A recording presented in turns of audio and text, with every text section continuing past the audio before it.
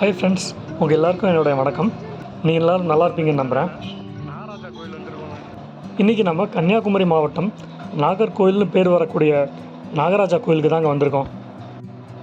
இந்த கோயில் எப்போதுலேருந்து இருக்குங்கிறது யாருக்கும் தெரியலைங்க. 300 காலத்தில் ரொம்ப புதர் மண்டி கிடந்ததாகவும், அப்போது ஒரு சமயம் தோண்டும் போது கிடச்ச விக்கிரகம் தான் நாகராஜா, 5 தலை நாகராஜா விக்கிரகம்னு சொல்கிறாங்க.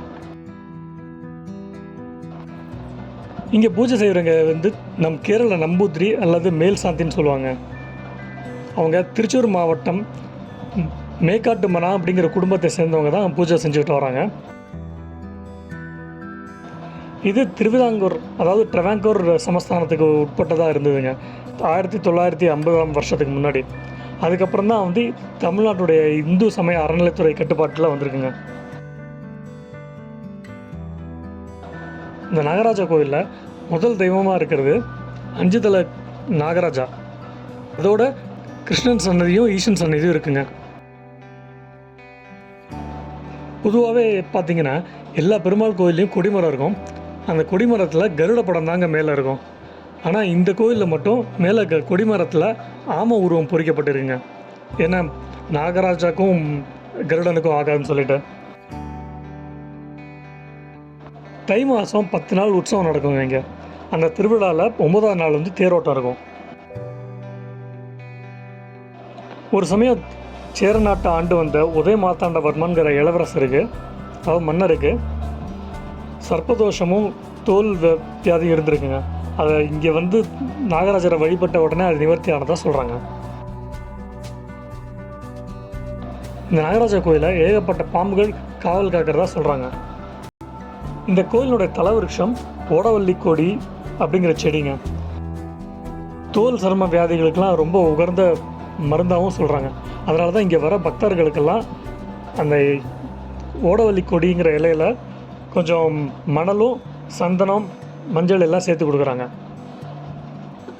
மண்ணுன்னு சொல்லும்போது தான் இன்னொரு விஷயம் சொல்லணும். இங்கே அந்த மண் உள்ளுக்குள்ளே நாகராஜா விக்கிரகம் இருக்கிற கீழே இருக்கிற மண்ணுங்க. அதுதான் புத்து மண்ணுன்னு சொல்கிறாங்க. புத்து மண் ஒவ்வொரு வருஷமும் 6 மாதம் வெண்மையான கலர்லேயும் அடுத்த 6 மாதம் கருமையான கலர்லேயும் இருக்கிறதா சொல்கிறாங்க. அப்படி உங்களுக்கு காலசர்ப்பதோஷம் இருந்துச்சுன்னா உங்கள் ஜாதகத்தில், நீங்கள் இங்கே ஆவணி மாதம் ஞாயிற்றுக்கிழமை அன்னைக்கு நாகராஜா கோயிலில் இருக்கிற ஏகப்பட்ட நாகர்கள் சிலை இருக்குங்க. அங்கெல்லாம் பால் மஞ்சள் குத்தி வழிபட்டு வந்தீங்கன்னா கண்டிப்பாக உங்கள் காலசர்ப்பதோஷத்துடைய தாக்கம் குறையுங்க. சர்ப்பதோஷத்துலேருந்து விடுபடலாம்.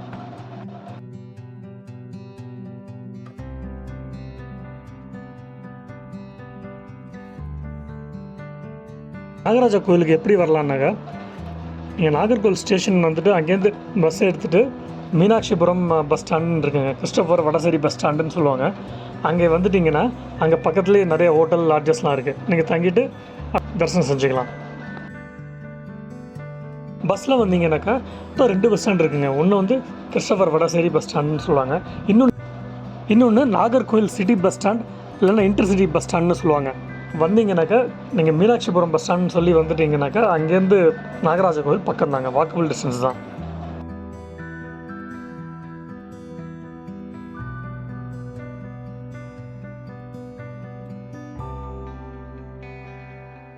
ஃப்ரெண்ட்ஸ், உங்கள் எல்லோரையும் நான் அடுத்த வீடியோவில் சந்திக்கிறேன்.